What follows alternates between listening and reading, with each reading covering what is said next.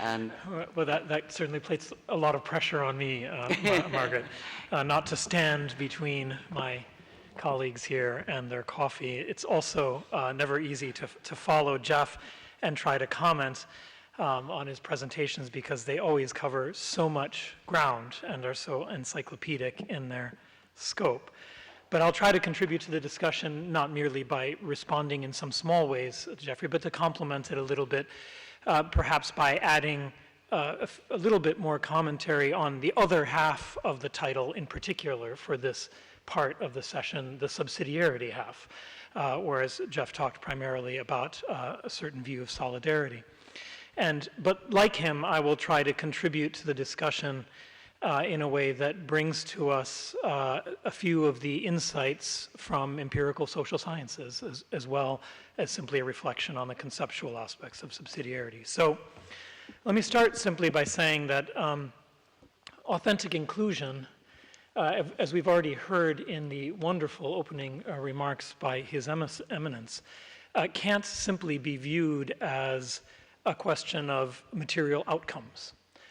Tony also emphasized that point in his remarks, that adequate material conditions and equality and inequality are certainly important factors to be taken into account, but by themselves are not generative of solidarity or define solidarity. So social solidarity can't be simply reduced to a question of a redistribution of income, however much that may be an important tool in it, but rather that solidarity involves, and inclusion involves an authentic participation in the common good by everyone. And therefore, Tony's emphasis on the common good, I think, is very, very helpful to us. It is to become free agents in that participation. So the emphasis on that Cardinal Rodriguez Maradiaga gave us from Pope Francis on being dignos autores de su propio destino is essentially at the core, to be authors or agents of one's own destiny. And solidarity in that sense is not merely, so not to go beyond saying it's not a set of material conditions, but also a condition of agency and a condition of freedom and participation, suggests also that, as emphasized in Catholic social teaching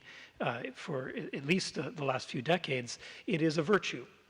And that I thought Jeff's very interesting observation about sort of the internal and external aspects of solidarity in communities is exactly a sign of that, of the way that it, as a habit, as a practice, it becomes a virtue that is cultivated with respect to one's treatment of others and the common good. So now to give you an example of the ways in which we can see in much of the latest research on development interventions, development outcomes in the development world and well as in human rights. So for example, we've done some interesting studies just recently about certain interventions in Central America designed to help both children and women who are heads of households and manage the income of their households. And the research just shows that, for example, the effectiveness of child adoption programs, distance adoption programs, and the interventions designed to empower women heads of households to be able to generate more income are actually driven not by merely the redistribution of income in their direction. It's not the quantity of resources that are redirected to children, but the fact that what's driving the higher development outcomes from the best of these programs is that they are generative of certain kinds of expectations. What one might, in the most broad sense, be called hope. The giving of hope in the heightening of expectations is actually what is much more generative of what is an outcome that results in greater inclusion down the line, both of these women-headed households and of children. So because by centering the discussion on this question of participation, freedom, and agency, That is what I believe gives us the insight into why subsidiarity has to be at the core of any effort for authentic inclusivity in society, because subsidiarity is, in effect, a principle that is founded on the necessity of participation, of freedom, and of agency. It is, as people here know, a principle that could be said that social action has to be taken at the level closest to the person, and that subsidiary organizations, for example, the state associations, should assist primary ones in attaining their ends, but should do so in ways that do not usurp the function of the primary associations, the more local communities, families, and so forth. And we see, therefore, that it's not simply a principle of efficiency in the delivery of social services. It's not simply a principle that addresses the methods by which a development intervention is undertaken, but rather one that helps to determine the very nature of the problem itself. In other words, in determining what are the goals of programs of inclusion, one has to begin from the ground, from those who are most affected by it, from the conditions that are closest to the persons. The interventions exactly in some areas of Latin America and Argentina with respect to cartoneros is an excellent example of where, beginning from the experience of the cartoneros themselves, one is much more capable of generating certain kinds of outcomes that affect their conditions of work, much more than simply beginning from the top from a social program or suggesting that a mere redistribution of income is going to be likely to help them effectively. And we can see other ways, too, in which this emphasis on subsidiarity as participation and freedom, and as the conditions for defining adequately the forms of intervention towards social inclusion, is actually confirmed in practice, again, in empirical data. Another example that is very intriguing to me is work that we've been doing in Kenya, in Nairobi, looking at the most effective forms of assisting local entrepreneurship by women in the slums of Kenya. And as many of you probably know, they're some of the largest and most persistent slums in the world. And what we've found is that the hundreds of millions of dollars that have been spent on business training have been effectively yielding almost no results in terms of higher development outcomes in these communities. These are top-down programs that say, well, by teaching these entrepreneurs about business accounting and inventory methods and so forth, we will help to improve their productivity and therefore their self-sufficiency. What we found instead is that by many orders of magnitude, the development dollars that are spent in the area are much more effectively spent on creating and fostering relationships of mentorship within the communities among the younger, newer entrepreneurs and those within the same communities who are more established, who have been there longer and who are more successful. It is the existence of this relationship locally within the community that has proved to be not only of great human importance to the people there, so much so that long after our intervention was over, the relationships have continued,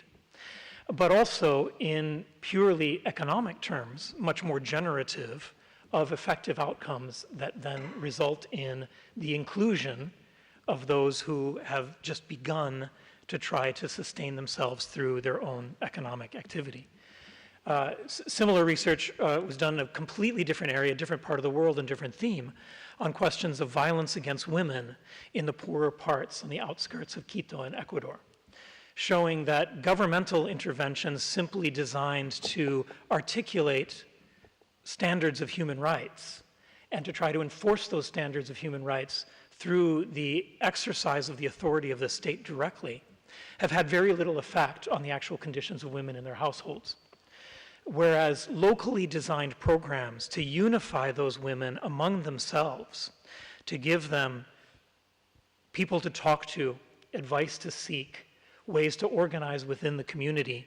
has been much more generative, in fact, of their education, their empowerment, their higher income. And all of those, in turn, have resulted in reductions in the level of domestic violence that have led to, one could say, the greater inclusiveness of a clearly marginalized population otherwise.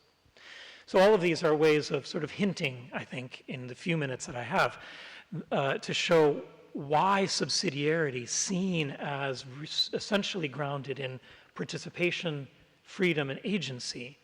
is an essential part of social inclusion and of generating social inclusion. With the few minutes that I still have, though, I'd like to turn to sort of that same equation on its head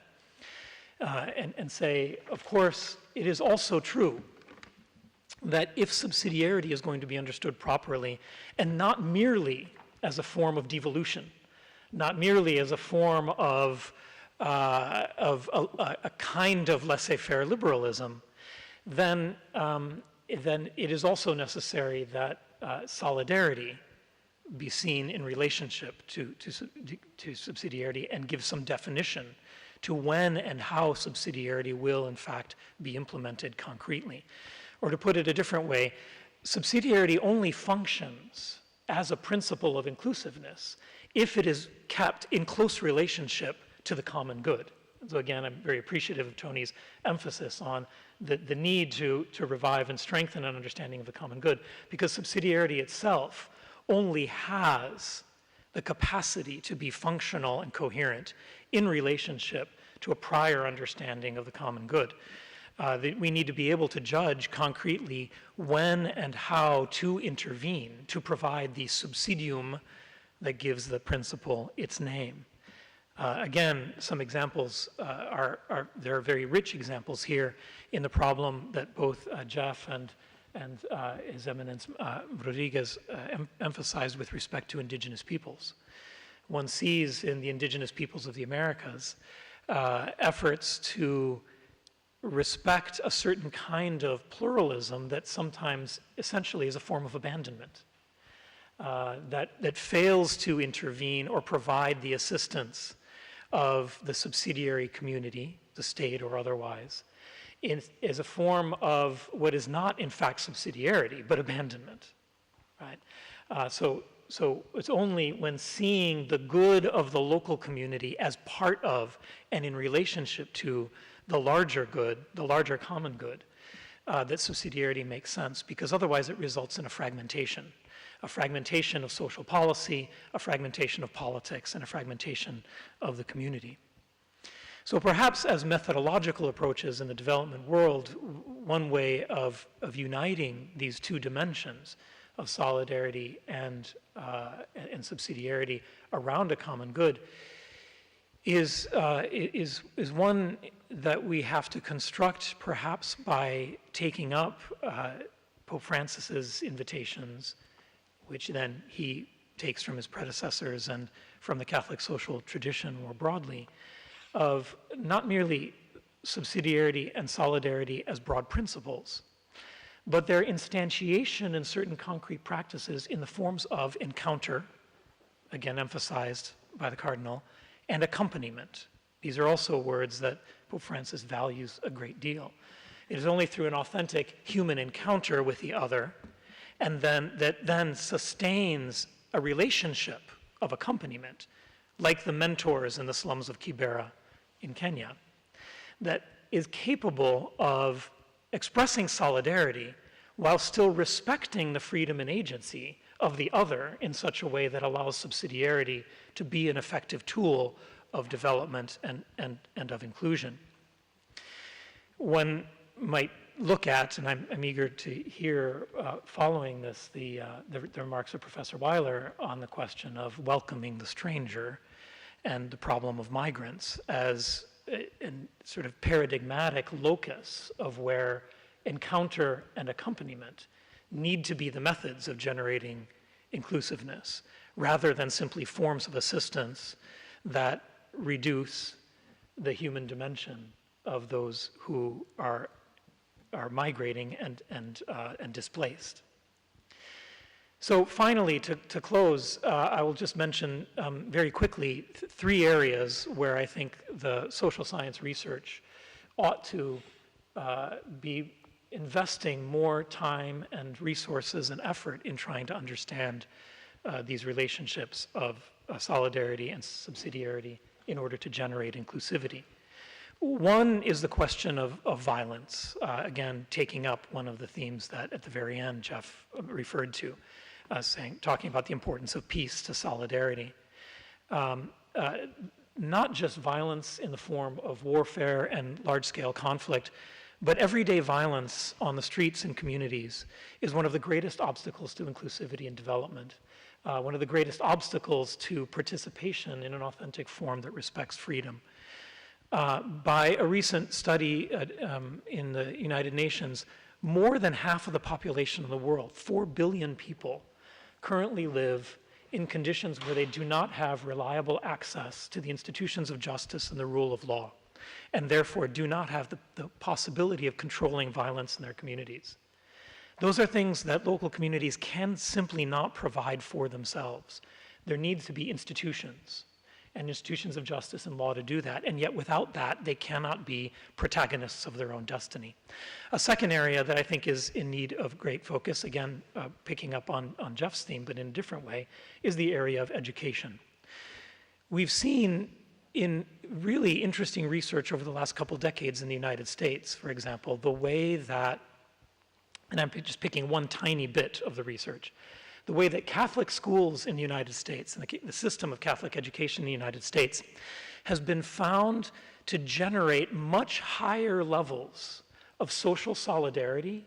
and political participation in the United States than public schools do. It's a very interesting outcome and a very interesting problem. And it's one that suggests the way in which subsidiarity, the respect for private faith-based education like in Catholic schools, and solidarity, a commitment to the common good, go hand in hand. That research has not yet been extended to poorer parts of the world and needs to be. I think it's an urgent area for us to be attentive to. And the third and final area I'll mention is the relationship of the family to development in addressing extreme poverty. It's an area in which the international development community has been largely structurally inattentive for a great deal of time. And yet some of the most interesting current work is beginning to show, for example, just to cite one instance that we're involved in, how family level interventions in health outcomes of the most vulnerable children in Uganda are much more effective than interventions that are aimed at the children directly, not mediated through family structures. So those are all areas in which subsidiarity and solidarity can be seen to come together in complementary and interdependent ways that I think would be useful for us to be more attentive to.